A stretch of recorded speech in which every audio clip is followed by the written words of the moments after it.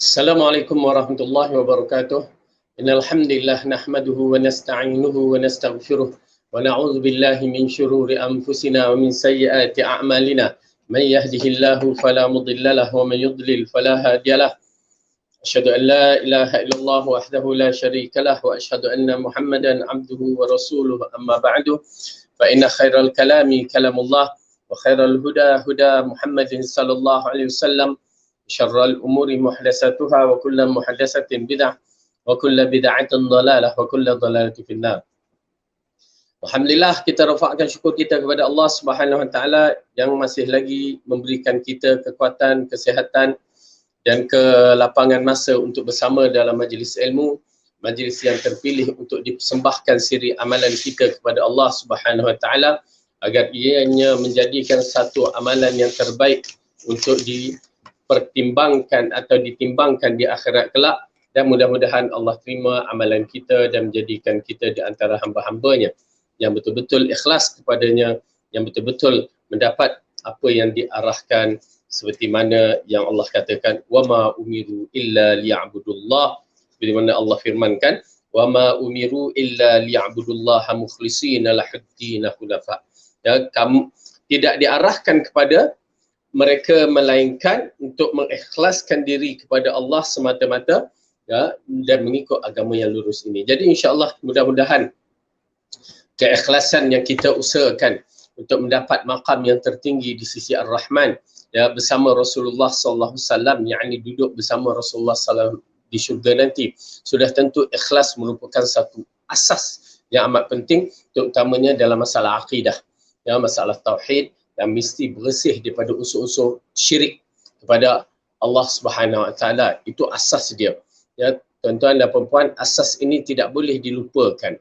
Apa-apa juga amalan yang kita lakukan bergantung kepada asas ini, yakni akidah kita betul. Kalau akidah tak betul, maka apa yang kita lakukan hanya sembang ataupun hanya sekadar cerita-cerita yang tidak mendatangkan pahala sahaja kepada kita, merugikan. Habis masa kita, habis keuangan kita, habis usia kita, namun kita tidak mendapat apa yang seharusnya kita dapati. Baik, hari ini kita sambung balik pelajaran kita yang masih lagi berkisar dalam bab ikhlas. Ya. Adakah kita telah murajaahkan diri kita, ulang kaji balik kedudukan kita, bagaimana kedudukan kita dengan Ar-Rahman, keikhlasan kita kepada Allah Subhanahu wa taala, atau bagaimanakah amalan-amalan harian yang kita lakukan?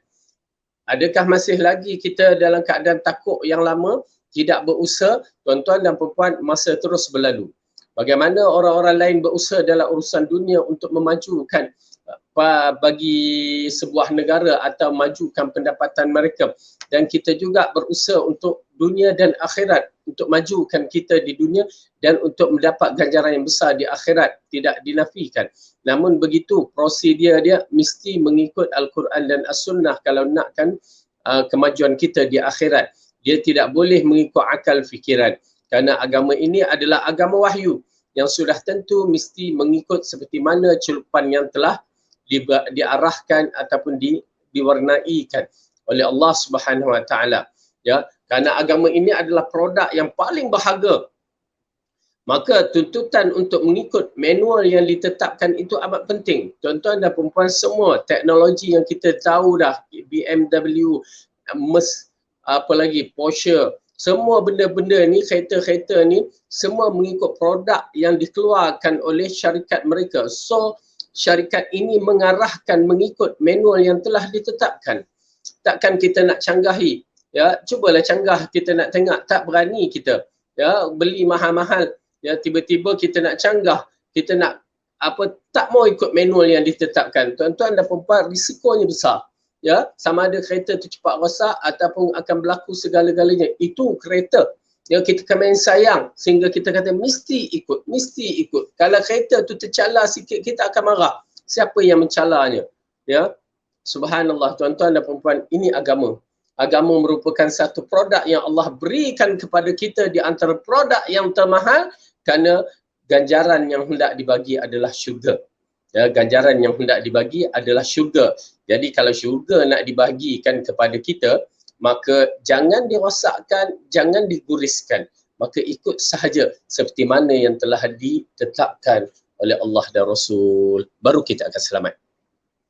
Baik, jadi kita membicarakan persoalan yang telah kita terangkan, bagaimana kedudukan ikhlas dan peranan ikhlas dalam membentukkan diri kita, kerana ikhlas itu adalah kunci segala-galanya. Jadi kita telah terangkan sampai ke yang ke-14 ini, ya. Maka kita melihat muka surat 127, ikhlas menghapuskan dosa dan menyelamatkan dari siksaan.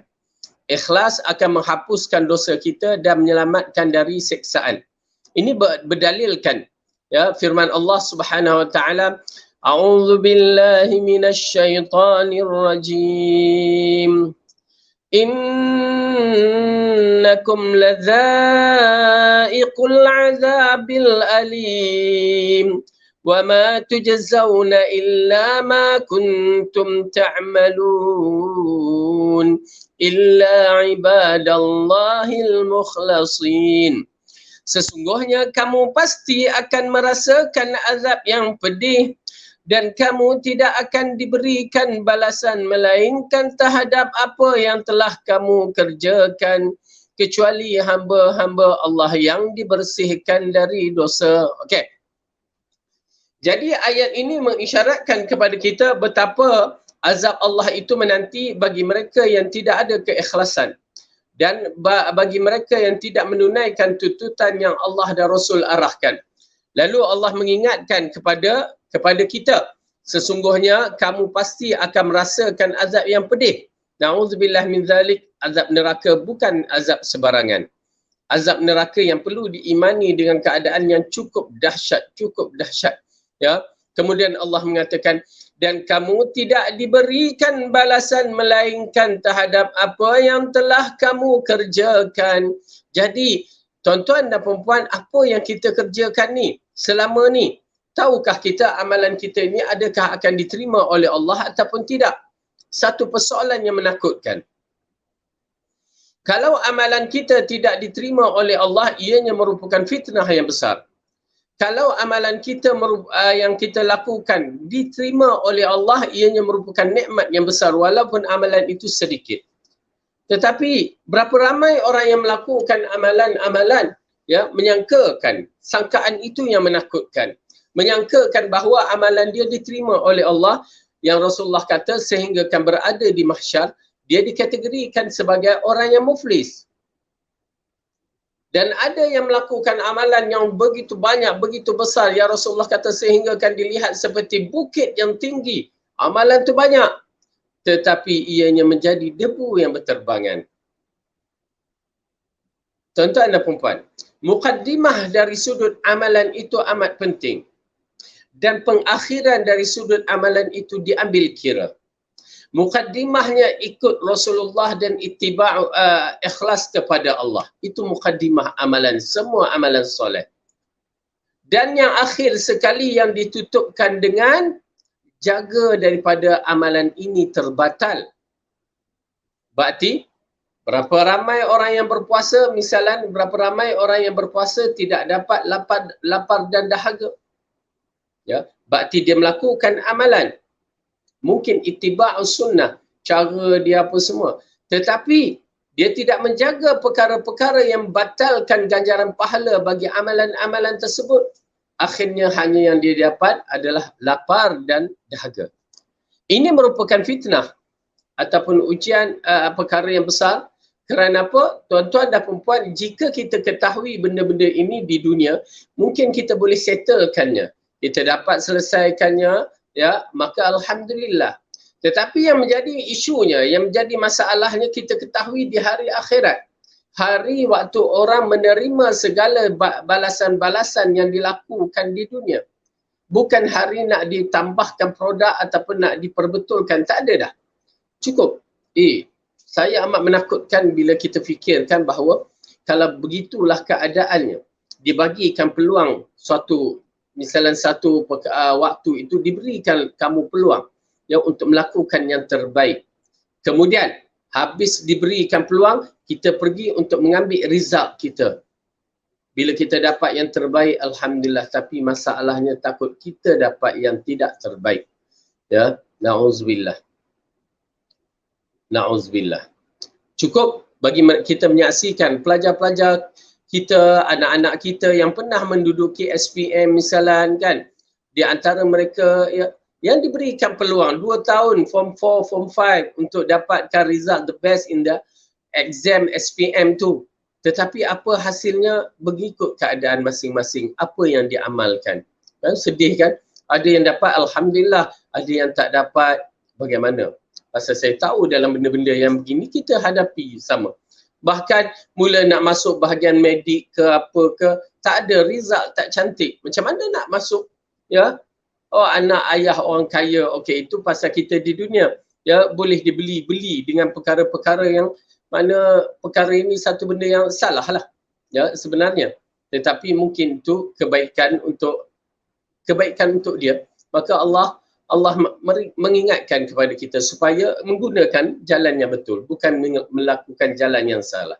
Tapi kalau dah sampai tahap rasuah untuk masuk, ya, sampai keadaan medical, nak ambil subjek-subjek seperti medik, subjek-subjek lain, ya, berasuah misalnya, ianya akan mendatangkan kesan yang tidak baik. Na'udzubillah min zalik. Baik. Jadi Allah katakan di sini, ya, kamu tidak akan diberikan balasan melainkan terhadap apa yang telah kamu kerjakan, ya, terhadap apa yang kamu kerjakan. Apa yang kita kerja di dunia, maka kita akan rasakan di akhirat. Mudah-mudahan Allah ampunkan dosa kita, ya, tuan-tuan dan puan-puan yang dirahmati oleh Allah. Kita mengharapkan Allah ampunkan dosa kita, Allah bersihkan diri kita supaya kita tidak dihisap perkara-perkara yang kita tersilap di zaman waktu kita dahulu yang penuh dengan kejahilan. Oleh sebahagian itu ahli qiraat, ayat di atas dibaca dengan lafaz al-mukhlasin, yakni orang yang mentauhidkan Allah. Sementara oleh sebahagian qari lain dibaca dengan lafaz al-mukhlisin, yakni orang yang ikhlas. Dalam sebuah hadis disebutkan bahawa Rasulullah sallallahu alaihi wasallam pernah bersabda, "Man qama lailatal qadri imanan wa ihtisaban, ghufira lahu ma taqaddama min dhanbihi." Ya, ini di antara hadis yang sahih yang diriwayatkan oleh Bukhari. Man qama lailatal qadri, ya, imanan wa ihtisaban. Tang situ point dia, ya. Barang siapa yang menghidupkan malam Lailatul Qadar kerana keimanan dan keikhlasan, ihtisab ini dikaitkan dengan keikhlasan, ya. Nescaya ia akan diampuni dosa-dosa yang telah lampau. Ya, begitu penting sekali amalan pada malam Lailatul Qadar. Ya, kita nak mendapatkan pengampunan oleh Allah.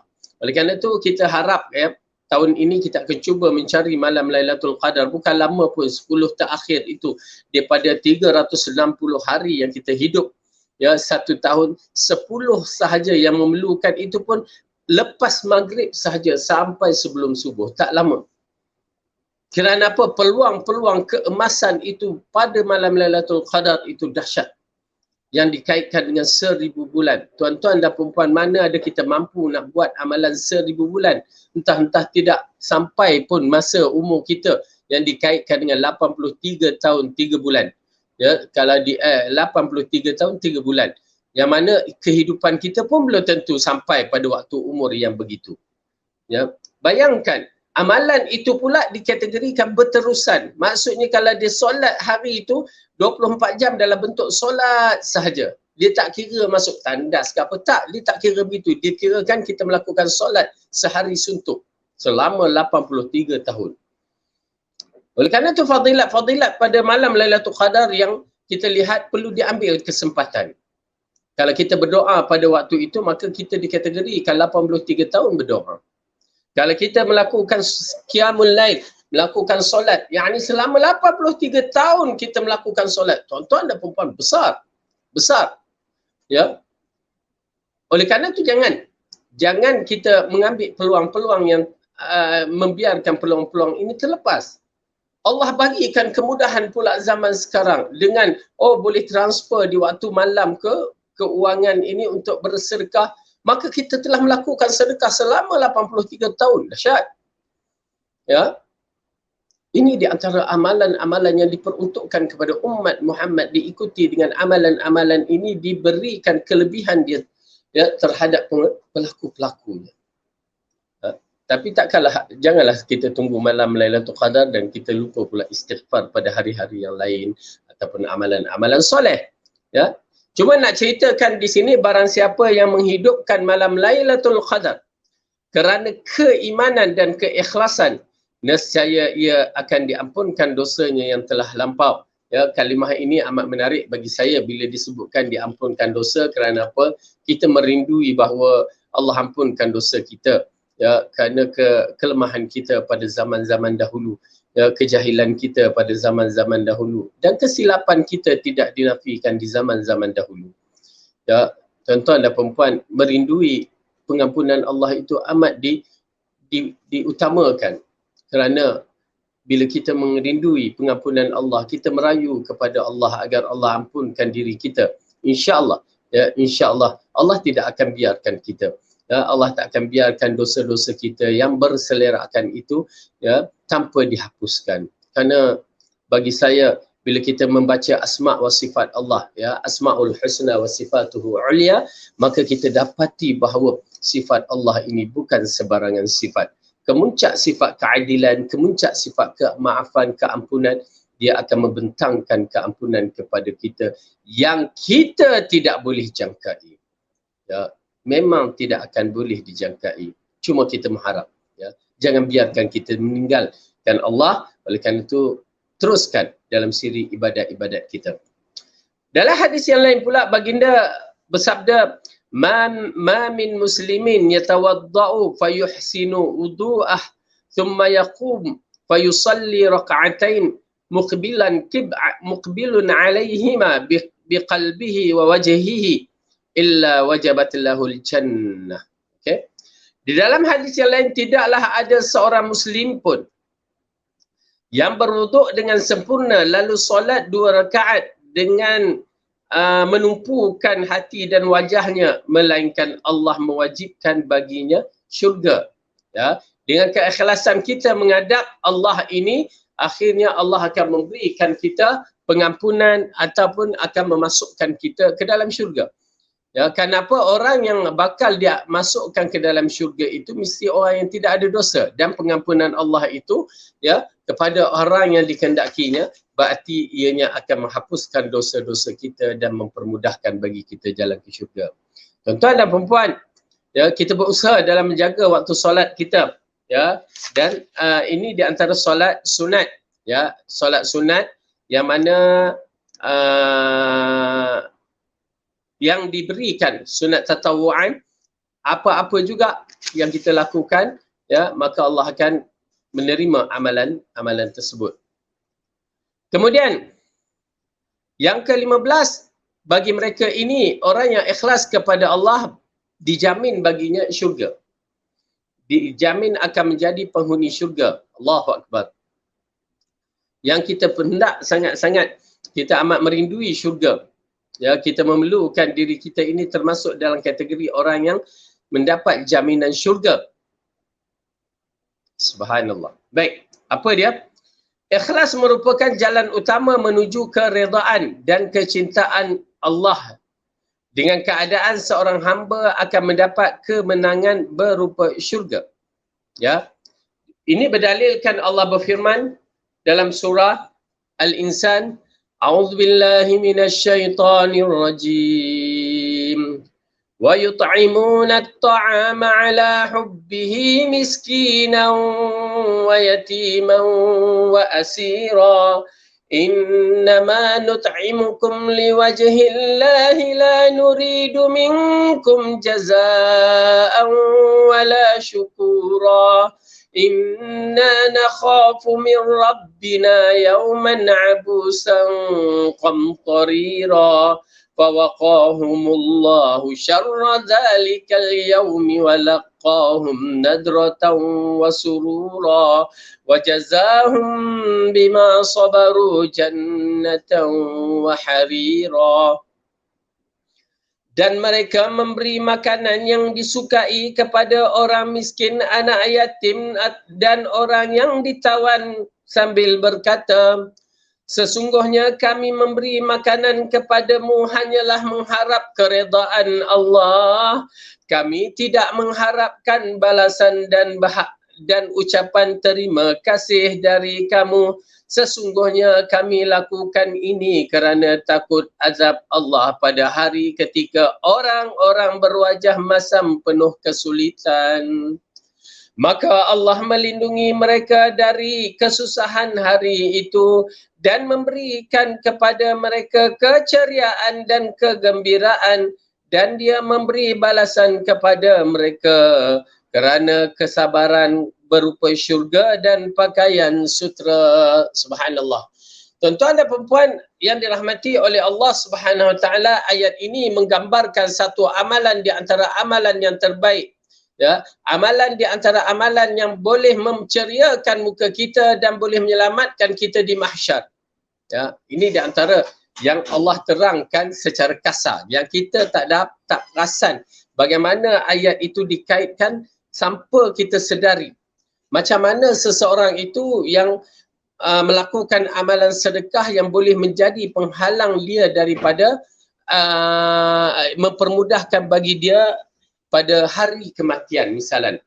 Okay, ini di antara perkara yang menarik. Ya, Allah bagikan supaya kita ambil perhatian. Bukan sekadar bagi je, lepas tu tak apa, tak kisah, kan, aku dah banyak bersedekah. Jangan begitu. Ya, buat walaupun sekali. Ya, buat walaupun sekali, ya, tanpa menyusahkan payah. Kita lihat ianya tidak susah payah. Okey, apa dia Allah katakan? Dan mereka memberi makanan, bagi je makan. Masya Allah, pelajar-pelajar Wildan semalam ada pula orang yang bersedekah. Ya, KFC pula, Masya Allah, kan, rezeki mereka. Okey. Dan mereka memberi makanan yang disukainya kepada orang miskin. Okey, memberi makanan yang disukai. Memberi makanan satu bab, yang disukai satu bab. Ya, memberi makanan dah tentu dengan ganjaran terlalu besar, tetapi bila ditambah dengan disukai lagi besar.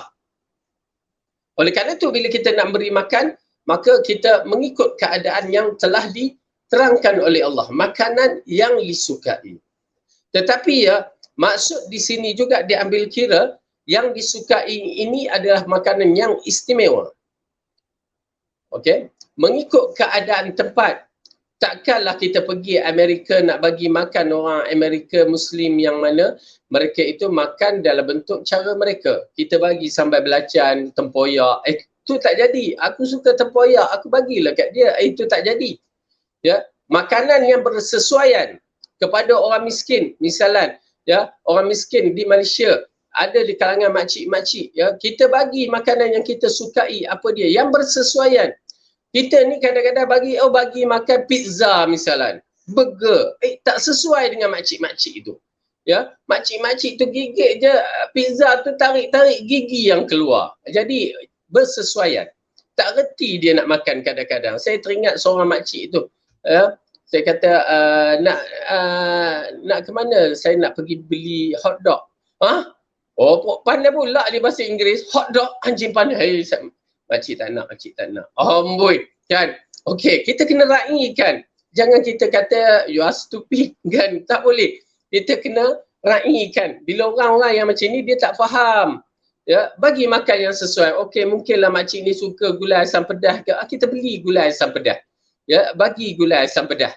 Ya, jangan bagi benda-benda yang tidak bersesuaian dengan dia. Ya, maksudnya kita rakyat Malaysia bersesuaian dengan rakyat Malaysia lah. Makanan-makanan yang sesuai. Jadi, dan mereka memberi makanan yang disukai kepada, ini 3 kategori yang Allah letakkan. Fakir miskin, yakni orang miskin. Dia ada fakir, ada miskin. Apa beza fakir miskin ni? Ya, fakir miskin ni, ya, ada beza. Yang mana orang miskin, dia masih lagi ada bentuk-bentuk harta dia.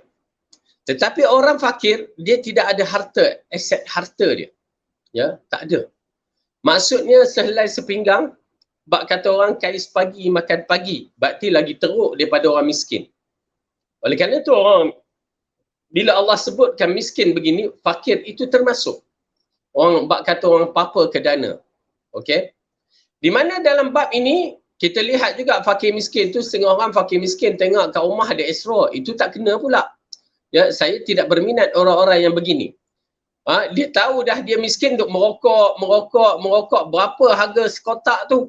Ya, yang mana dia boleh beli beras untuk anak-anak dia boleh makan dengan beras, duit, dia beli sekotak rokok yang dihisapnya asap saja tu. Saya tak berminat dengan orang ni. Ini di antara dua kategori yang kalau ada zakat atau sedekah orang minta bagi, orang yang ni saya takkan bagi. Ya, apa dia? Yang pertama, yang ada Astro di rumah. Maksudnya orang miskin tapi ada Astro kat rumah. Sorry. Ya. Yang kedua, orang yang miskin tapi duk merokok. Sorry. Yang ketiga, orang miskin tapi tak solat. Itu pun satu bab juga. Ya. Oleh kerana itu kita tekankan bab-bab yang begini supaya berhati-hati. Okey. Jadi fakir miskin. Okey, miskin ni, ustaz dia nak miskin tapi ada motor kapcai. Okey, miskin tapi ada kereta yang dah bertampai-tampai, yang dah lusuh. Okey. Itu orang miskin. Kalau dalam keadaan bentuk yang begitu. Kenapa? Berdalilkan di dalam ayat Al-Quran dalam surah Al-Kahfi. Wa amma safinatu fakanat limasakin ya'maluna fil bahri fa aradtu an a'ibaha. Khidir menceritakan kepada Musa, sebab Musa tengok Khidir ni merosakkan kapal tu ataupun bot tu, ya. Lalu dia marah, kenapa kamu lakukan? Lalu Khidir mengatakan, wa amma safinatu, adapun bot itu, fakana limasakina ya'maluna fil bahri, adalah digunakan oleh orang-orang miskin, ya, melakukan kerja di lautan. Fa aradtu an a'ibaha, aku nak merosakkan, mengaibkan, bukan merosakkan, mengaibkan, supaya kerana apa? Fa'ibaha wa kana wara'ahum, di belakang mereka itu malikun, seorang raja, ya'khudhu, ya, mengambil sampan-sampan secara rampas. Jadi bila dia tengok sampan cantik, dia rampas. Tapi kalau dah rosak, dia tak rampas. Jadi itu pasal dari ayat ini mengisyaratkan bahawa orang miskin ni ada harta. Ada harta, tapi harta bak kata orang taklah banyak. Ya, kalau kita ni, kalau disebutkan, ya, adakah orang yang miskin ini banyak di Malaysia? Itu kategori yang perlu kita lihat. Bagaimana nak tahu kategori ini? Okey, kita rujuk kepada simpanan mereka. Ya, simpanan mereka, ada tak simpanan mereka di dalam bank? Okay. Dan berapa banyak simpanan? Kalau sekadar 100, 200 kan, 1000 ke, ianya masih lagi dikategorikan miskin. Tetapi siapa yang ada, ya, dalam tempoh setahun itu jumlah 85 gram emas, ya, yang diwajibkan zakat, 82 ke 85. Okey, yang mana di situlah bermulanya zakat. Maka kalau dia ada simpanan itu yang dikaitkan lebih kurang 23,000 ada dalam bank, maka dia termasuk kategori orang yang kaya yang boleh mengeluarkan, yang kena keluarkan zakat. Itu dia kaedah dia. Jadi ustaz banyaklah, yalah, nak buat macam mana? Itu kaedah yang ditetapkan. Ya. Cuma kita melihat keadaan orang tu, adakah dia miskin tetapi sombong? Dia dah tahu miskin, duk pergi beli kereta yang mahal-mahal tu untuk diguna, itu salah. Itu bukan berkaitan dengan miskin tetapi berkaitan dengan kejahilan. Mula berhutang dengan kereta-kereta, rumah-rumah, ya. Maka itu adalah satu kesilapan. Yalah, mungkin rumah tu kita mengambil kira rumah yang kos rendah. Okey. Tetapi kalau dia miskin, dahlah miskin, tak solat pula tu, dahlah miskin, dia buat maksiat pula tu, yang tu di antara kategori na'udzubillah min zalik. Okey, baik.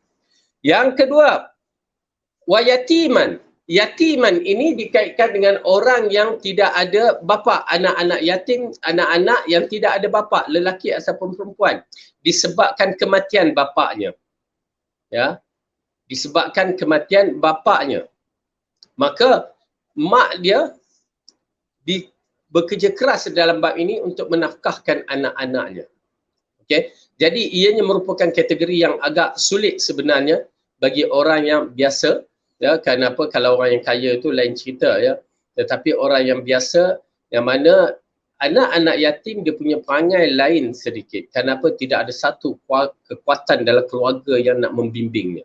Ini di antara pengalaman kita handle sekolah. ya, maka kita lihat kedudukan anak yatim. Tetapi bukan maksud bila anak yatim, oh tak boleh dipukul, tak boleh ditengking, tak. Ayat Al-Quran yang mengatakan wa ammal yatima fala taqhar, ya, adapun anak yatim janganlah kamu berlaku keras. Itu ialah jika kita nak melakukan perkara yang kita tak suka anak yatim ni, kita marah-marah macam tu, itu tak boleh. Ya, kita tahu dia anak yatim, kita saja tak nak layan dia, kita kasar dia, maka itu tak boleh. Ya. Ada pun kerana nak mendidik, kita melihat kalau tidak diajar dengan cara mendidik, maka itu tidak menjadi masalah. Kan bahkan ia kategori dalam bentuk pendidikan, tetapi kena perhatikan bagaimana kita mendidik, ya. Kerana ramai yang kata takut nak marah anak yatim, tak boleh, dibenarkan bersyarat, ya, bersyarat sebagai pendidikan. Ya, kalau selain daripada tu, kalau rasa benci apa, tak boleh, tidak dibenarkan. Okey. Wa asira, yang ditawan. Okey, buat masa ni kita tidak adalah, ya, kerana sistem zaman sekarang tidak ada tawanan perang apa semua, maka tidak ada. Okey, kemudian kita lihat Allah katakan innama nut'imukum liwajhillah. Sesungguhnya kami memberi makanan kepada mereka ini hanyalah kerana mengharap keredaan Allah. Kami tidak mengharapkan balasan dan tidak berharap terima kasih. Ini di antara kemuncak sedekah yang terbaik. Okey, kita bagi, okey, di antara perkara yang nak diterangkan ini supaya kita dapat melibatkan diri kita dalam siri amalan soleh yang besar ini, buatlah, bagilah makan kepada yang disebutkan ini. Ya, anak miskin, anak yatim. Ya. Tetapi jangan memberatkan minda kita bila nak bagi makan, mula kita ingat banyak mana aku nak bagi makan ni, 10, 100 orang. Tak payah, seorang pun dah memadai untuk menjadikan kita di kalangan orang yang mentadbikkan ayat ini, mengikut ayat ini. Seorang anak yatim, seorang orang miskin kita bantu pun dah cantik. Sekali saja seumur hidup pun dah cantik. Ya. Seolah-olah kita mentadbikkan ayat ni. Tuan-tuan dan puan-puan, kerana apa saya agak tertarik dalam bab-bab yang begini? Bila tuan-tuan puan-puan niat macam itu saja dan buat, berarti tuan-tuan telah beriman dengan Al-Quran. Berarti tuan-tuan telah mengambil ikatan dengan Allah. Dan insya-Allah Allah akan bagi apa yang tuan-tuan nak. Ya. Beriman itu amat penting. Ya. Beriman dengan Al-Quran ini amat penting untuk merealisasikan kehidupan kita di akhirat nanti. Okey, baik. Jadi sesungguhnya kami memberi makanan kepadamu hanyalah mengharap keredaan Allah dan tidak mengharapkan balasan. Ini di antara perkara yang amat penting yang perlu kita fahami. Ya, kaedah ini bila kita bagi sesuatu kita tak pernah nak mengharapkan balasan. Ya, bila mengharapkan balasan dia ada kategori-kategori yang tak kena. Misalnya orang sekarang ni kan sebelum pilihan raya bagi bantuan itu bantuan ini. Tapi apa agak balasan yang dia nak? Balasan yang dia nak bila mengundi pangkah aku, salah tu, ada unsur rasuah. Ya. Tetapi dalam bab ini kita tak mengharapkan balasan langsung. Ya. Walaupun apa balasan, ni kadang-kadang ialah kita bersedekah nak bagi kepada jiran-jiran kita. Aku bagi cucuk kodok, harapkan dia bagi cucuk badak. Kan? Cucuk kodok kecil, kodok kan, badak besar. Jadi aku harap dia bagikan badak. Badak, cucuk badak. Okey? Maka itu di antara perkara yang tidak sihat. Dari sudut sedekah tidak berapa nak kena lah. Ya. Mungkin akan diterima tetapi tidak berapa nak kena untuk mendapatkan sifat yang terbaik ini. Okey, bagi dia nak pulang balik ke, nak bagi balik ke, itu terpulang pada dia. Ya, yang penting kita bagi kerana Allah dan tidak mengharapkan. Mengharap ini adalah satu dalaman. Ya, dalaman dalam jiwa kita. Ya, detikkan mengharap itu berbahaya juga. Maksudnya boleh mendatangkan perkara yang boleh merosakkan amalan yang nak mendapatkan manfaat yang terbesar ini. Okey? Dah bagi dah, alhamdulillah. Lepas tu Allah katakan wala syukura, dan tak nak pun ucapan terima kasih, ya. Terima kasih cik kerana bagi. Kita tak kisah. Jangan bila kita bagi tu dia ambil, oi, tak ada terima kasih ke? Ha, macam tu. Itu berat tu. Ya, satu benda yang berat. Satu benda yang berat. Apabila kita tidak mengharapkan perkara yang begitu, ianya merupakan satu sifat yang terbaik. Ya, sifat yang terbaik yang mana ianya boleh mendatangkan pahala yang besar. Tak mengharap langsung terima kasih. Ya, tak mengharap langsung terima kasih. Dahsyat tu, bukan sebarangan. Tetapi bagi saya, melihat daripada sudut untuk kanak-kanak perlu diajar. Ya, perlu diajar. Jika diambil A, cakap terima kasih untuk melatihkan mereka. Ya, melatihkan mereka untuk sentiasa berbicara dengan ucapan terima kasih. Baik. Perut saya tak berselesa. Baik. Kemudian, apa yang Allah katakan, sesungguhnya kami takut azab Allah pada hari ketika orang yang berwajah masam penuh kesulitan. Kami lakukan ini semua kenapa? Takut pada hari yang mana orang yang akan bertemu dengan Allah dalam keadaan ataupun waktu di tempat yang disebutkan mahsyar ini, orang bermuka masam dalam keadaan kesulitan. Ya. Lalu Allah katakan, dan dia memberi balasan maka Allah melindungi mereka dari kesusahan hari itu dan memberikan mereka keceriaan dan kegembiraan. Jadi diberikan kepada mereka pada hari itu, ya, keceriaan, muka tu ceria. Tuan-tuan dan perempuan, kalau di mahsyar muka dah ceria, berarti dia di antara kategori orang yang terbaik. Dan kegembiraan pula kerana tempat itu adalah tempat yang berduka cita. Tempat yang menakutkan, tempat orang yang akan bermuka masam. Ya, jadi kita minta ya Allah pelihara kita daripada kesulitan hari itu dan dia memberi balasan kepada mereka kerana kesabaran berupakan syurga dan pakaian sutera. Okey, saya minta sebentar, ya sebentar aja. Kenapa sakit perut ni tak berapa selesa sikit. Sebentar. Minta tangguh je.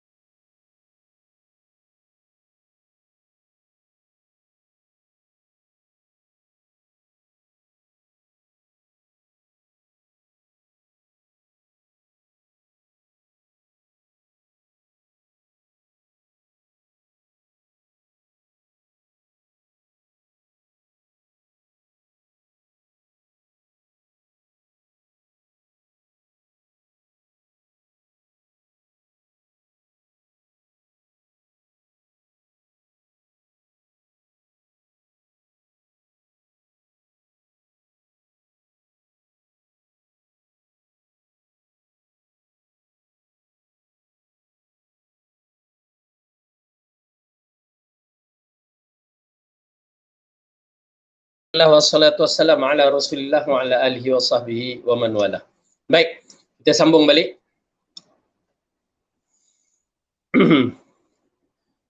Lalu pada ayat ini menunjukkan betapa pentingnya ikhlas dalam siri pemberian, dan ini di antara siri sedekah yang berbeza daripada sedekah yang lain-lain. Ya, sedekah yang berbentuk begini adalah sedekah yang berpeluang untuk menceriakan muka kita di akhirat kelak.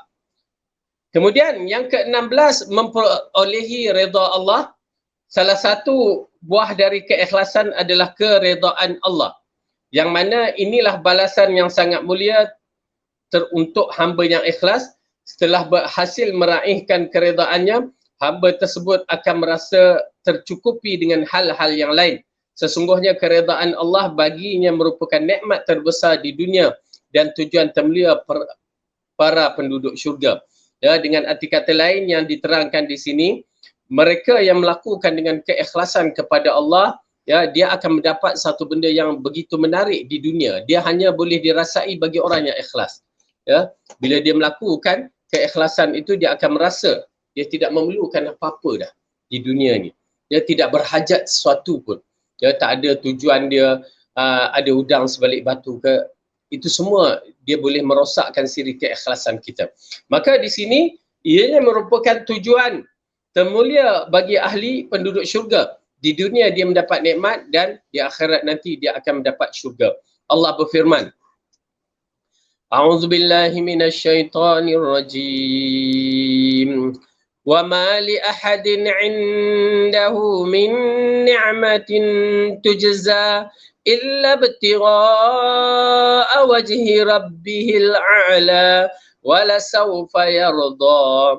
Dan tidak ada seorang pun yang memberi suatu nikmat padanya yang harus dibalasinya, tetapi dia memberikan itu semata-mata kerana mencari keredaan Rabb-Nya yang maha tinggi, dan nescaya kelak dia akan mendapat kesenangan yang sempurna. Imam Ibn Qayyim Al-Jauziyah berkata, sesungguhnya cinta, keikhlasan dan kembali kepada Allah tidak akan bisa ditempuh kecuali dengan kaki keredaan. Ya, Masya Allah. Ya, sesungguhnya cinta, keikhlasan dan kembali kepada Allah tidak akan bisa ditempuh kecuali dengan kaki keredaan. Dengan arti kata lain, jika kita menempati ya cinta kita, keikhlasan dan kembali kepada Allah dengan cara yang betul, maka kita akan mendapat keredaan Allah, dan itu kemuncak nikmat yang paling besar. Baik. Jadi kita dah membicarakan tentang ikhlas. Mudah-mudahan kita dapat mengikhlaskan diri kita, amalan kita dan perbuatan kita supaya tidak terosak, dan supaya kita termasuk dalam kategori hamba-hamba yang terpilih ya untuk memiliki syurga Ar-Rahman. Ya, jadi bab yang ketiga dan muka surat 130, ciri hamba yang ikhlas. Ya, ciri hamba yang ikhlas. Satu perkara yang ditekankan di sini, kita nak hukum orang tu ikhlas tu payah sebenarnya. Tetapi kadang-kadang ada ciri-cirinya. Macam kita nak hukum orang munafik tak boleh. Ya, tetapi ada ciri-ciri yang boleh mengatakan dia tu munafik. Ya. Oleh kerana tu bila yang Rasulullah kata solat orang munafik di akhir waktu itu ciri-ciri dia. Bila bergaduh melampaui batas, bila berjanji dia khianati, itu ciri-ciri dia. Jadi bukan kita tahu ciri-ciri itu lalu kita mempraktikalkan, tak. Ya, bahkan kita menjauhi dalam bab nak mengikut orang munafik. Di sini ciri hamba yang ikhlas, maka kalau kita tahu kita ikut. Baik, kita lihat. Ciri hamba yang ikhlas, keikhlasan itu bersemayam di dasar hati, kerananya seorang tidak dapat menilai apakah sifulan orang yang mukhlis ataupun bukan. Ya, ianya tersembunyi dalam hati. Tak ada siapa yang boleh mengetahui tentang perkara yang terdapat dalam hati. Ingat tuan-tuan dan puan-puan, apa yang terdapat dalam hati sehingga para nabi pun tidak tahu. Ya, tak tahu, melainkan Allah yang wahyukan. Ya. Ini ada pula Tok Guru dalam golongan sufi ini mengatakan dia tahu kasyaf, dia tahu apa detikan hati kita. Salah, jangan percaya. Kenapa? La ya'lamul ghaiba illallah, tidak ada satu yang mengetahui perkara ghaib melainkan Allah. Mungkin Tok Guru tu cakap terkena dia, itu lain cerita. Tetapi nak mengatakan Tok Guru tahu detikan hati kita, tak ada.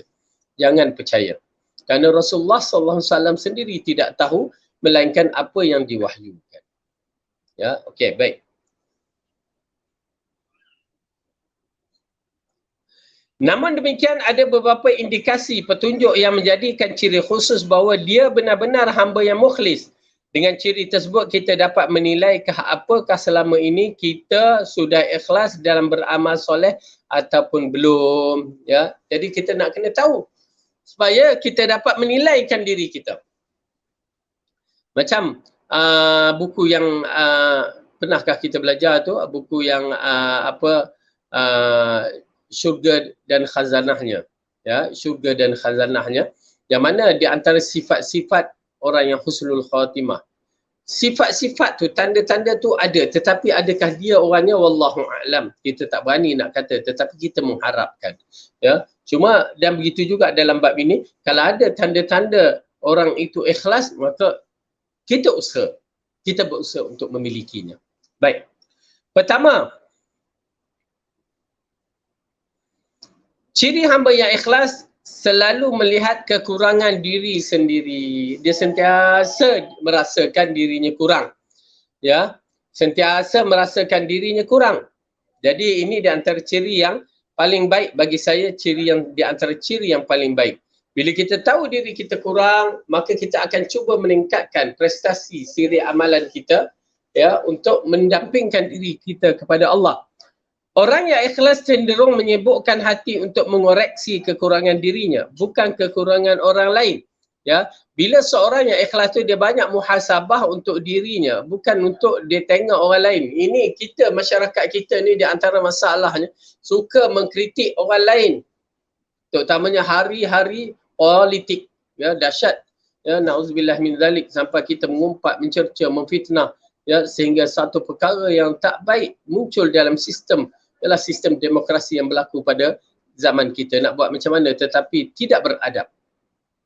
Dan diikuti oleh anak-anak ataupun masyarakat kita yang juga mempunyai cara yang tidak baik, yang suka mengkritik tanpa membina. Ya, kita boleh tengok dalam siri WhatsApp, TikTok, Facebook, semua tu perkara-perkara yang kita nampak ianya merupakan satu perkara yang tidak sihat. Takut-takut kita pun terlibat. Ya, pasal kita suka mengkritik orang puncanya. Na'udzubillah. Bila kita mengkritik orang, kita tak tahu bahawa perbuatan kita itu Allah akan balas. Allah akan balas. Kita buka aib orang. Itu pasal kadang-kadang, maaf ya, dari sudut apa yang kita lihat macam TikTok, ya, ada masalah-masalahnya tersendiri. Dia pergi buka aib orang, orang tu tersilap jadi bahan ketawa, dia tengok orang tu terjatuh jadi bahan ketawa, dia tengok begini, dia rakam untuk sebagai hiburan yang salah. Diprankkan orang tu, ya, konon nak berlawak, tak boleh. Na'udzubillah min zalik. Saya kadang-kadang bila melihat keadaan begitu, ia membekukan, mengeraskan hati kita. Ya, menjauhkan diri kita kepada Allah. Cuba tengok berapa ramai bila tengok TikTok tu sejam tak rasa apa-apa. Tapi bila pegang Al-Quran tu, dia baru seminit dah menguap dah. Na'udzubillah. Ini menandakan hati kita bermasalah. Okey, baik.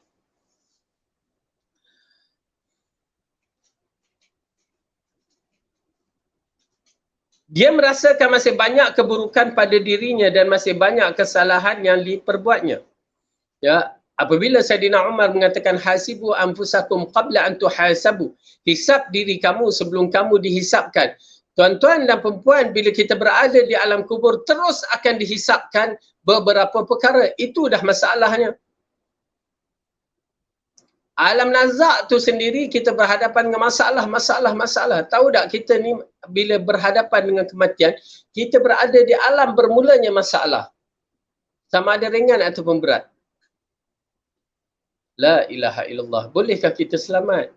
Itu persoalannya. Kerana itulah dia jauh dari sifat ujub, bangga terhadap diri sendiri dan selalu merasakan kaum mukmin yang lebih baik daripadanya. Ini di antara sifat orang mukmin, ya, yang begitu dahsyat menghormati kaumnya, umat sesama muslim yang lain. dengan berbaik sangka. Tetapi apa berlaku pada zaman ini, ya, akhirnya kita membenci sesama Muslim, menjauhkan dan mengkritik sesama Muslim dengan cara yang tidak beradab. Tidak ada halangan untuk mengkritik, tetapi cara beradab. Apatah lagi cara kita mengkritik, ya, misalan di negara-negara seperti tanah Arab yang memiliki raja, ya, yang perlu dihormati dan dikritik dengan cara yang baik, bukan cara yang biadab. Ini di antara perkara yang kita hilang dalam fiqh daulah Islamiah. Ya, hilang. Kita mula menggunakan kalimah-kalimah yang kononnya kita ni seorang yang mahir dalam berijtihad. Na'udzubillah min zalik. Tuan-tuan dan perempuan berhati-hati. Ya, berhati-hati. Dalam bab terutamanya berkaitan dengan pemerintah. Ya, pemerintah. Betul kita tak setuju. Tetapi prosedur perlu digunakan. Pasal kita melihat dalam bentuk-bentuk mengkritik orang ini ada adab. Dia bukan sesuka hati.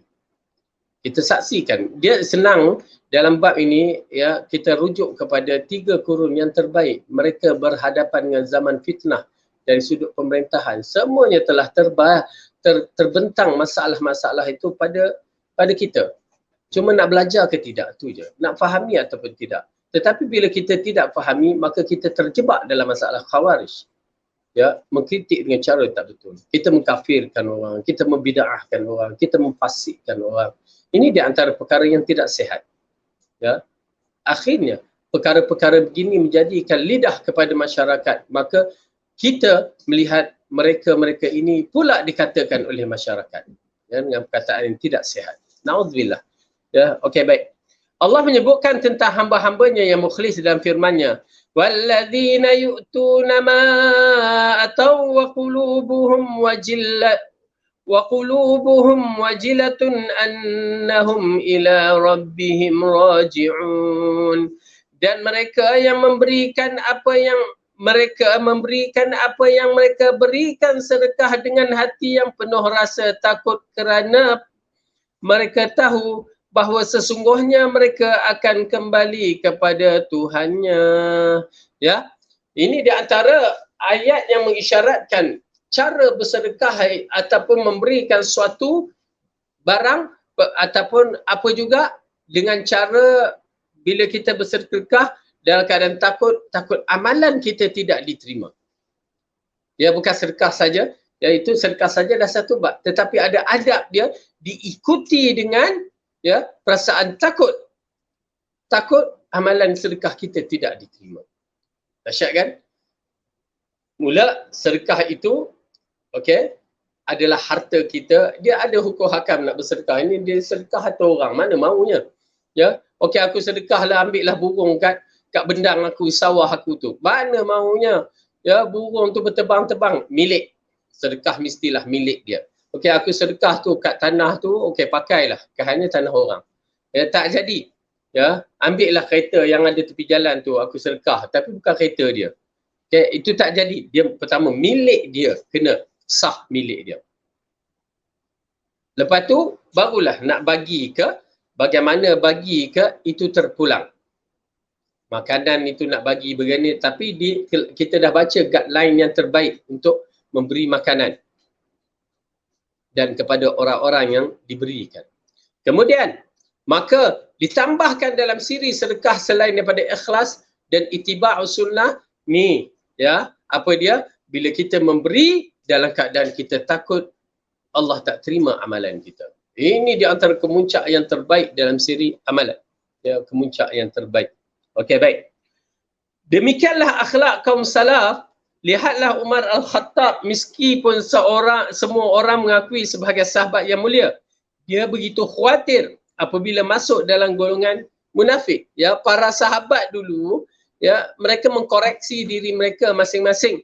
Ya, ini kita lihat bagaimana Umar Al-Khattab, yang masyhur Umar Al-Khattab. Siapa yang tak kenal Umar Al-Khattab?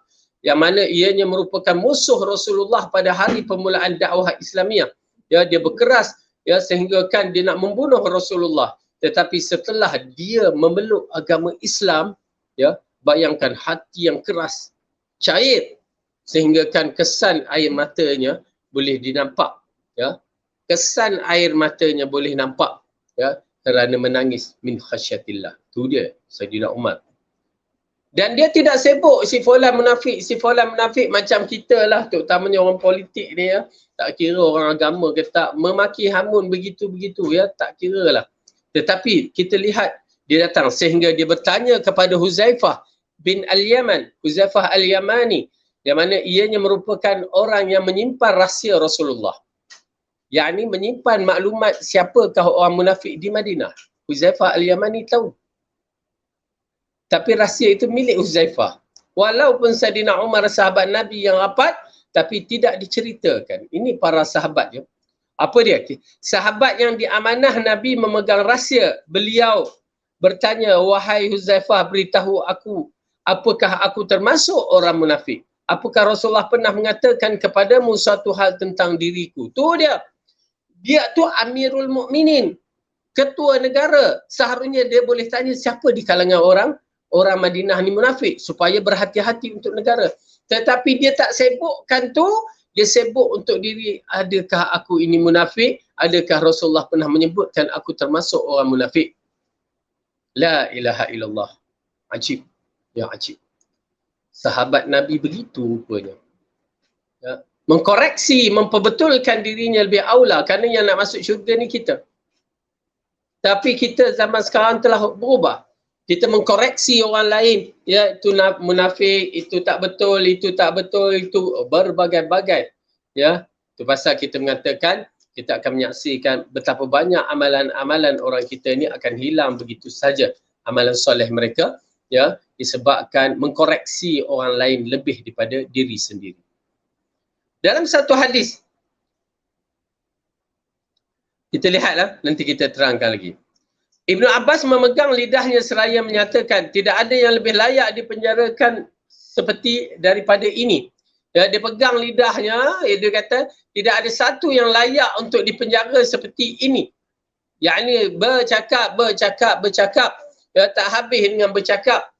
Maka akhirnya mengeluarkan perkataan yang tak betul. Ini di antara fitnah kita. Tetapi ditambahkan pada akhir zaman ini, bukan lidah je pegang gadget tu, gadget ni. Ya, lidah dan ini. Kenapa? Jalan untuk mengumpat, jalan untuk mengatakan perkara tak baik dah ada pada gerakan jari kita melalui gadget-gadget kita. Kita akan bertanggungjawab depan Allah apa yang kita buat. Na'udzubillah. Sakit ya. Kemodenan sebenarnya mendatangkan kebaikan, tetapi kemodenan itu akhirnya merosakkan kita. Kerana kita tak pandai nak kawal. Dia macam komputer, asalnya okey, tapi bila kita download perkara-perkara yang tidak bermanfaat, dia jadi lain. Subhanallah. Letih ya nak menjawab depan Allah tu. Sejarah mencatatkan bahawa Abdullah ibnu Al-Mubarak, seorang tabi'in, adalah seorang ulama yang amat dikenali kesolehannya. Namun demikian dia pernah mengutarakan, aku mencintai orang yang soleh padahal aku bukan bahagian dari mereka. Aku pun tidak akan mencintai orang yang tidak soleh sekalipun aku adalah orang terburuk dari mereka. Subhanallah, Abdullah ibnu Mubarak. Siapa yang tidak kenal Abdullah ibnu Mubarak, ulama besar di kalangan ulama hadis, ya, ulama yang besar di kalangan tabi'in, ya, atau tabi'in yang merupakan alim, di antara orang yang alim, ulama dan mujahid. Ya, terkenal Abdullah ibnu Mubarak, terkenal dengan yang dikatakan ulama dan mujahid. Dialah yang menulis surat kepada Fudail ibnu Iyad yang waktu beribadah di Mekah dan Madinah. Ya, dia menegur sifat Fudail ibnu Iyad yang hanya mementingkan diri sendiri, yakni beribadat semata-mata untuk dirinya, menangis di bumi Mekah, di depan Kaabah, dengan ucapan ya abidal haramain. Masyhur, ya, syair itu masyhur. Wahai hamba yang menangis di dua kota suci. Lau absartana la'alimta annaka biibadatikal tal'ab. Jika kamu melihat, ya, apa yang kamu berlaku kepada kami, nescaya kamu akan melihat kamu bermain-main dalam ibadat. Tu dia. Kenapa? Kerana Abdullah ibnu Mubarak ini terkenal sebagai mujahid, alim mujahid. Dia berada di perbatasan jihad fisabilillah, berada di perbatasan peperangan. Dan dia ini bila disebut mujahid, dia menjadi pengawal bagi sebuah negara. yang di dalamnya ada orang beribadat, dalamnya ada Hindu, kafir, dan dalamnya ada orang Muslim yang taat kepada Allah. Dia mengawal keadaan. Kan tinggi darajat mereka. Itu pasal kedudukan mujahidin fi sabilillah tinggi darajatnya. Kerana dia seorang, dia mengawal seluruh negara. Lalu ditegur kepada Fudail ibn Iyad kerana dia ni seorang alim tetapi abid. Duduk semata-mata di depan Kaabah, menangis, mengistighfarkan diri dia, ya, memohon keampunan. Betul tu, bagus. Tetapi dalam suasana yang bagaimana? Itu pasal kita menyaksikan dia ada kaedah-kaedah yang tertentu. Dalam suasana ulama perlu keluar untuk mempertahankan negara, kena keluar. Dia tak boleh dia nak menunjukkan abid dia tu. Dan Abdullah ibn Mubarak, ya, dia di antara pakar, ya, yang dikaitkan mujahid, dan juga dia kalau menaik kuda boleh memanah, yang macam kita orang Malaysia yang budak tu yang pandai panah kan, dia atas kuda. Bukan semua orang boleh. Ya, di antara Imam Syafi'i masyhur dengan kehebatan dia. Ya, Imam Syafi'i, ya, naik atas kuda dan memanah. Imam Syafi'i mujahid, dahsyat, ya, hebat.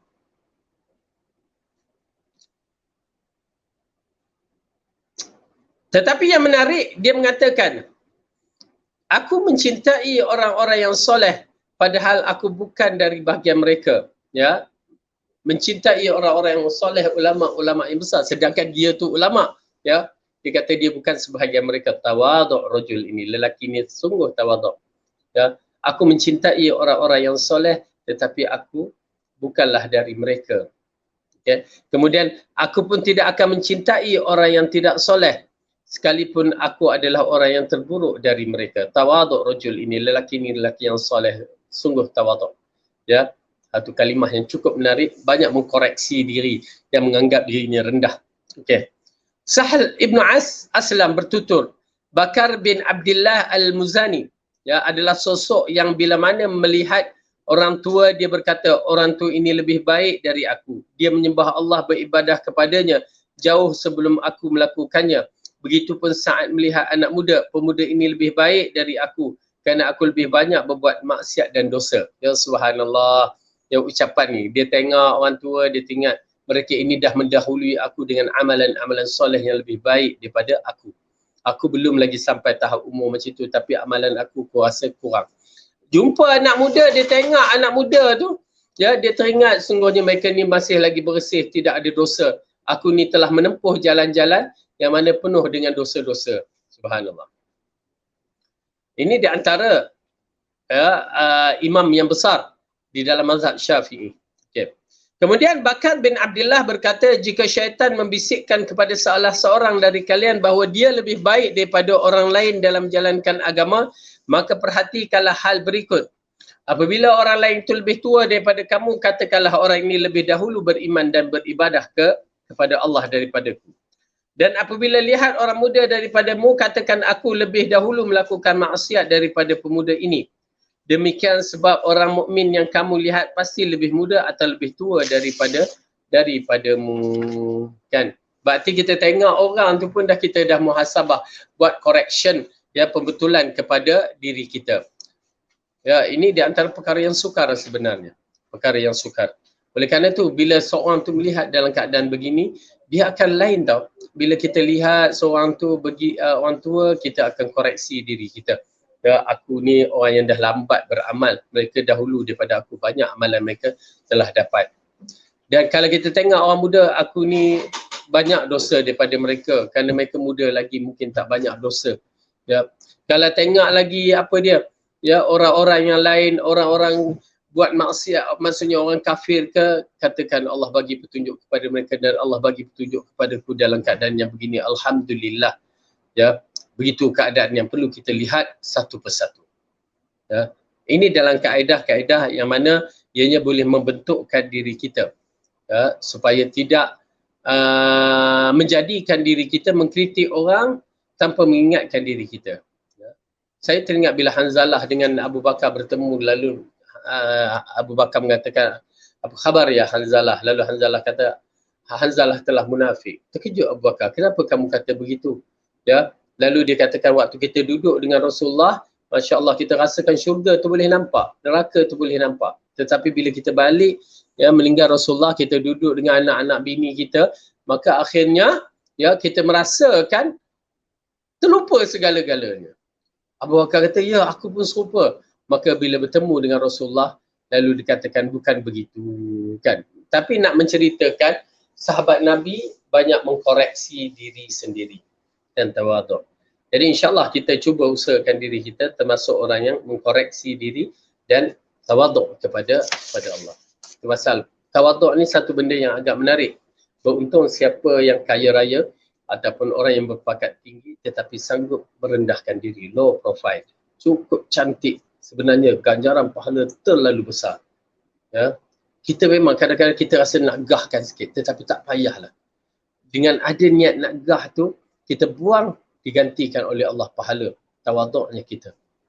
Jangan jadi seperti iblis yang memang nakkan gah dia dan nak memasyurkan diri dia walaupun Allah kata tak boleh. Ya, baik kita lihat. Tidak terpengaruh dengan pujian orang lain. Ya, yang kedua, tidak terpengaruh dari pujian orang lain. Ini di antara perkara yang menarik. Kerana apa? Kerana ya, hamba-hamba yang ikhlas ini dia lakukan kerana Allah, bukan kerana nak dipuji ataupun kerana sesuatu. Sehingga kan kalau kerana nak dipuji pun agak bermasalah akan timbul. Itu pasal kadang-kadang bila kita melakukan kerja amal, bukan ialah macam kita ya di bawah pertubuhan kebajikan Al-Wildan ni nak lakukan, kadang-kadang terpaksa jugalah tangkap gambar kerana sebagai bukti. Kalau ikutkan kita tidak berminat. Ya, kenapa? Bukan untuk dipuji. Tetapi bila nak dijadikan bahan bukti, maka kita terpaksa jugalah. Baik. Dua, terpengaruh dengan pujian orang lain. Sifat ikhlas ini tidak mungkin diraih oleh orang yang selalu ingin dipuji dan tamak terhadap perkara-perkara duniawi. Yang diibaratkan demikian ibarat menyatukan air dengan api. Keikhlasan dia tidak akan bersama dengan sesuatu yang tidak ikhlas. Air dengan api. Kerana orang yang berikan kerana Allah, dia tidak mengharapkan apa-apa langsung. Okay. Maka itu untuk meraihkan keikhlasan, kita harus menjadikan hamba yang zuhud terhadap dunia dan merindukan akhirat. Hal pertama yang harus kita lakukan adalah menyembelih ketamakan dengan sifat qana'ah dan menyembelih keinginan untuk selalu dipuji dengan sifat zuhud.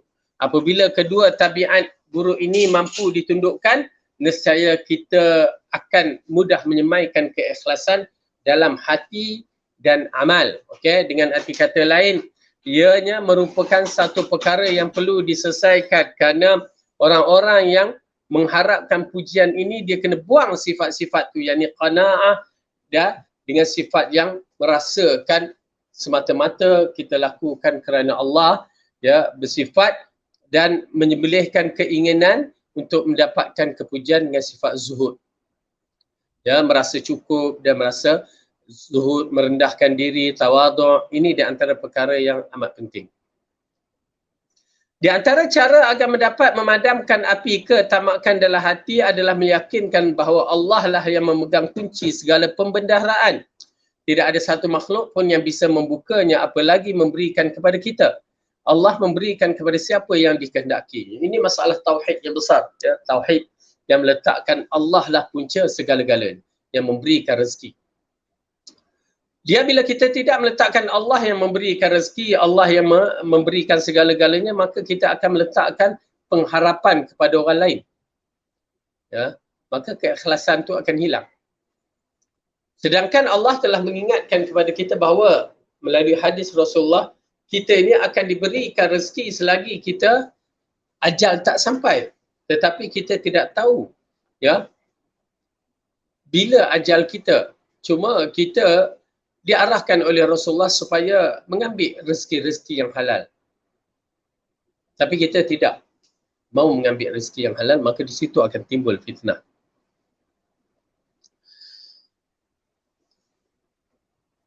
Adapun untuk menyingkirkan sifat selalu ingin dipuji, sadarilah bahawa tidak ada satu pujian dapat mendatangkan manfaat, demikian pula tidak ada suatu pun celaan yang dapat mendatangkan kecelakaan ataupun kesialan kecuali celaan yang datang dari Allah.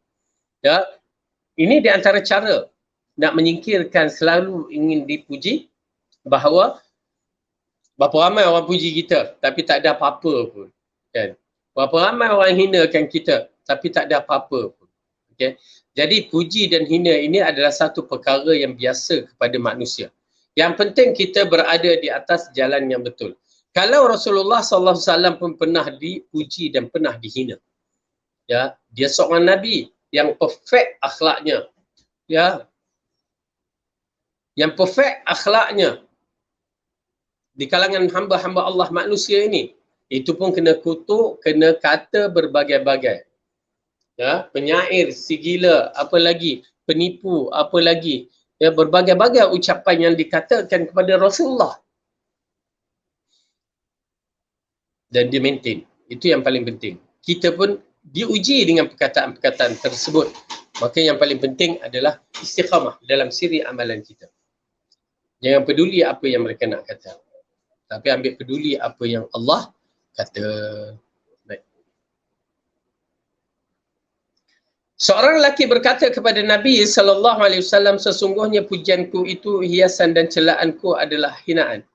Dengar ucapan itu baginda menasihatinya. Hanyalah Allah yang layak menyandang sifat tersebut. Ya, berarti seorang lelaki ini datang kepada Rasulullah SAW sambil mengatakan sesungguhnya pujian itu hiasan dan celaanku adalah hinaan. Ya, aku kalau kena puji aku merasa bangga, aku rasa suka. Dan kalau orang kutuk aku rasa hina dan ianya merupakan satu perkara yang jahat.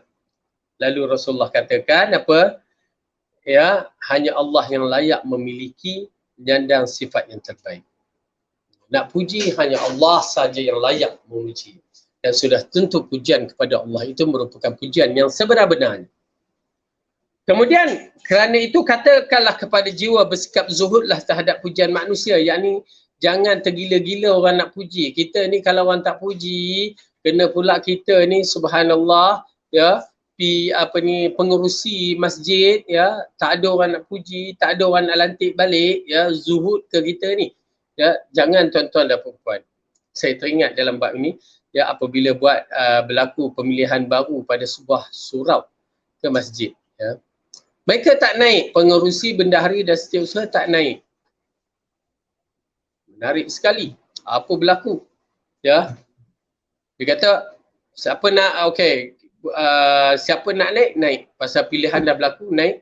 Namun, keuangan surau ataupun masjid, saya tak ingat surau ataupun masjid, adalah milik kami. Subhanallah. Ya, surau. Ya, surau. Kerana kalau masjid isu besar lah. Surau. Ya, milik kami. Kerana kami yang usaha mencarikan. Begitu sekali. Ya. Itu baru pengurusi surau, pengurusi masjid, pengurusi surau, setiap surau dan bendahari boleh buat keputusan itu. Ya, mereka faraid pada 3 orang harta surau. Sampai laporan kepada Jabatan Agama, ya. Jabatan Agama pun turun untuk menyelesaikan masalah. Tu dia. Ya, gila betul kepada pangkat tu. Ya. Apa salahnya turun? Ya, turun. Kenapa? Dah tidak ada pilihan lagi. Turunlah, sabar je lah.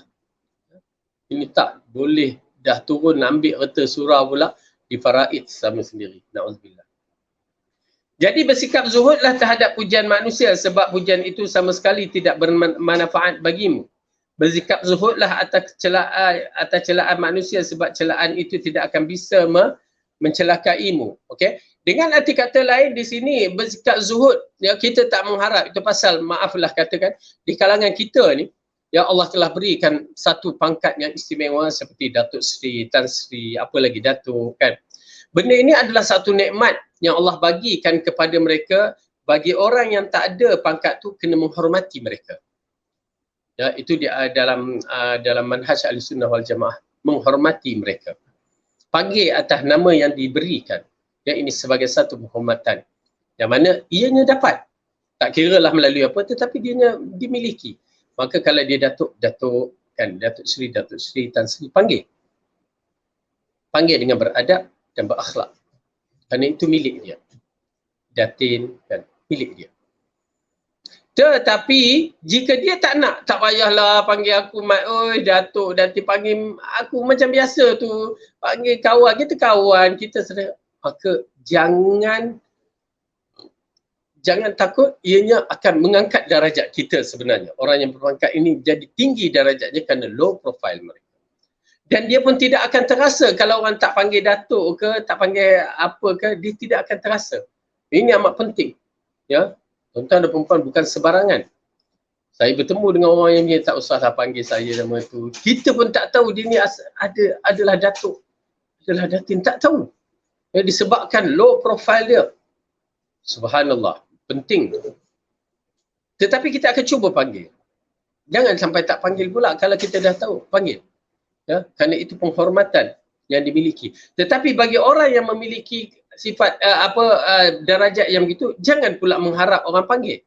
Ya, tak panggil pun tak apa. Ya, dan bahkan dia merendah diri, tak apa. Ini di antara perkara yang menarik. Sewaktu saya handle haji pada tahun 98 di Mekah lah. Saya bawa satu grup. Dulu saya bekerja dengan syarikat Arab, handle grup Brunei. Di mana waktu haji itu kita berkenalan di Mekah, ya, sampai settle apa semua, sampai habis haji itu balik ke negeri masing-masing, Malaysia. Lepas tu berjumpa di waktu umrah salah seorang jemaah mereka. Lepas tu kita panggil nama lah. Dia marahnya saya. Ustaz, tolong panggil saya Haji gini. Aduh. Terkejut kita kan. Ya. Terkejut. Rupanya title haji ni mahal juga bagi setengah orang. Ya.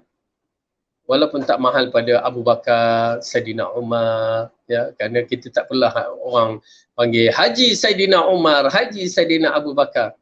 Ya, namun dah dia sebut begitu, ya, maka kita terpaksa panggil kan.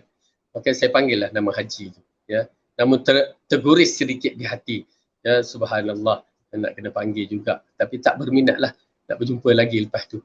Ya, disebabkan ya ego hanya kalimah haji. Sedangkan kita tahu bahawa haji itu bukan untuk dilakapkan atau gelaran. Ya, untuk kita. Tak perlu pun. Ya, tak perlu pun.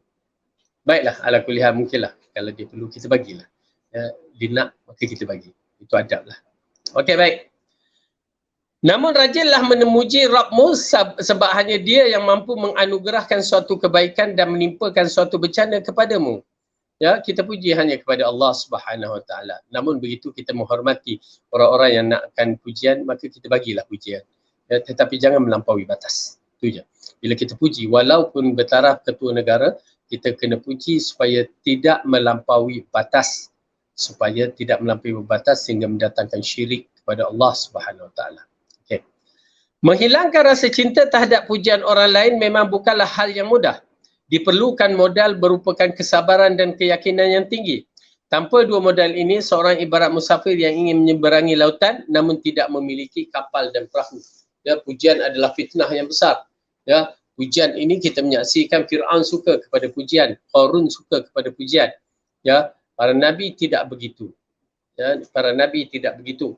Maka nak membuangkan sifat itu, maka dia kena ada kesabaran dan keyakinan yang tinggi kepada Allah. Ya, tak mengharapkan segala pujian. Ya, oleh kerana itu orang-orang yang begini, masya-Allah, ya, mereka low profile tetapi di sisi hati manusia, masyarakat dia begitu tinggi. Ya, orang suka kepada dia. Maka Allah berfirman dalam ayat Al-Quran, "Fasbir inna wa'dallahi haqqun wa la yastakhiffannaka alladhina la yuqinun." Maka bersabarlah engkau wahai Muhammad, sesungguhnya janji Allah itu benar.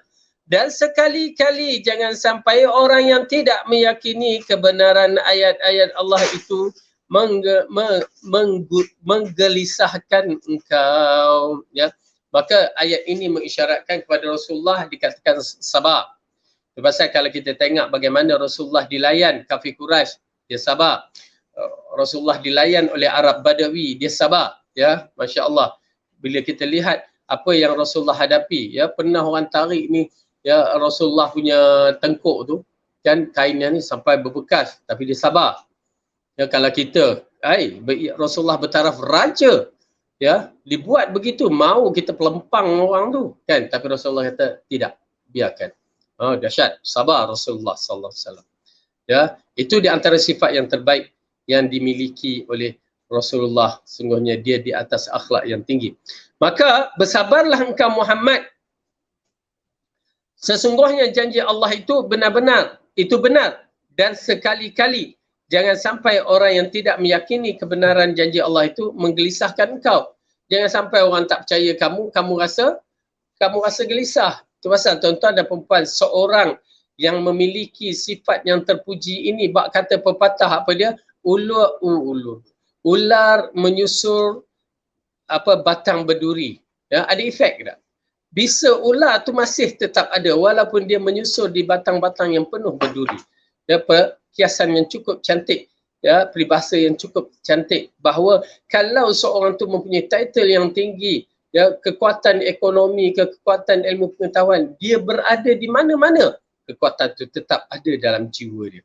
Orang kalau tahu terus orang hormati dia, respect. Tengok Mak Kilau, misalnya kan, Mak Kilau tu ya telah hilang berapa lama, tiba-tiba muncul, terus menjadi agung balik kerana kehebatan dia, bahkan ditayangkan, difilmkan sampai kata dapat 90 juta, begitu dahsyat. Ya, sedangkan bukan Mak Kilau yang dapat, ya, orang yang berlakon tu dapat, tapi nak menceritakan bahawa bila ada sifat-sifat yang terpuji ini, ya, sifat-sifat yang terbaik ini, ia tetap menjadi sejarah, yang menjadi kenangan, dan orang meletakkan satu perkara yang dikatakan, bak kata orang apa, ya, harimau mati meninggalkan belang, manusia mati meninggalkan nama. Ya, ia tetap dipuji. Kita menyaksikan bagaimana orang-orang yang beriman pada zaman ke zaman, mereka tetap dipuji atas nama mereka. Para nabi dipuji, Iskandar Zulkarnain dipuji. Tetapi orang-orang yang berdosa ini dikutuk. Dalam sejarah menceritakan kedudukan mereka dikutuk. Firaun dikutuk, Qarun dikutuk, Haman dikutuk. Ya, yang mana pemerintah-pemerintah zalim dikutuk. Sejarah begitu keadaannya. Orang-orang yang beriman diangkat, orang-orang beriman dan baik diangkat, orang-orang yang tidak beriman dan baik itu tidak baik itu akan dihina. Sejarah tidak akan melupakan perkara-perkara tersebut. Okey, fakta-fakta yang begini amat penting untuk kita memerhatikan supaya kita termasuk di kalangan orang-orang yang terbaik ini. Jadi insya-Allah tuan-tuan dan puan-puan, ya, maka hari ini kita dapat ilmu yang baru dalam bab-bab yang begini, ya, ciri hamba yang ikhlas ini, kita bentukkan diri kita supaya lebih ikhlas. Bagi mereka yang mempunyai kehebatan, barakallahu fiik, bersyukur kepada Allah, ia merupakan nikmat yang besar dan yang kami hormati, ya, kita hormati. Maka tetapi jadikan ia sebagai satu sifat tawaduk kita, ya, sifat tawaduk kita, supaya orang tidak merasakan perkara yang satu gap yang tidak sihat ataupun satu perkara orang cemuh. Tetapi kalau kita merendahkan diri, orang tetap akan panggil kita, tetapi dalam keadaan orang suka memanggil kita, berbeza dengan kita mengharap panggilan itu, walaupun kita ini, ya, dalam keadaan tak seberapa sangat, tetapi kita mengharap orang panggil, menyebabkan orang panggil dalam keadaan orang tidak selesa dengan kita. Jadi insya-Allah mudah-mudahan hari ini kita dapat mengkoreksi diri kita, muhasabah diri kita, adakah kita termasuk hamba-hamba yang betul ataupun tidak, baik ataupun tidak, dan juga kita mengharapkan supaya kita dalam keadaan tawaduk, merendahkan diri, zuhud, dan menjadikan seorang hamba yang takut kepada Allah dan tidak mahu dipuji oleh manusia, dan cukuplah Allah yang memuji kita supaya nama kita akan diangkat di mahsyar nanti dalam bentuk yang dipuji oleh manusia seluruhnya. Jadi insya-Allah cukup sampai di sini, ya, yang baik itu datang daripada Allah Subhanahu wa taala, salah dan silap dari kelemahan saya sendiri. Aqulu qauli hadza wa astaghfirullah li wa lakum. Wassalamualaikum warahmatullahi wabarakatuh. Subhanakallahumma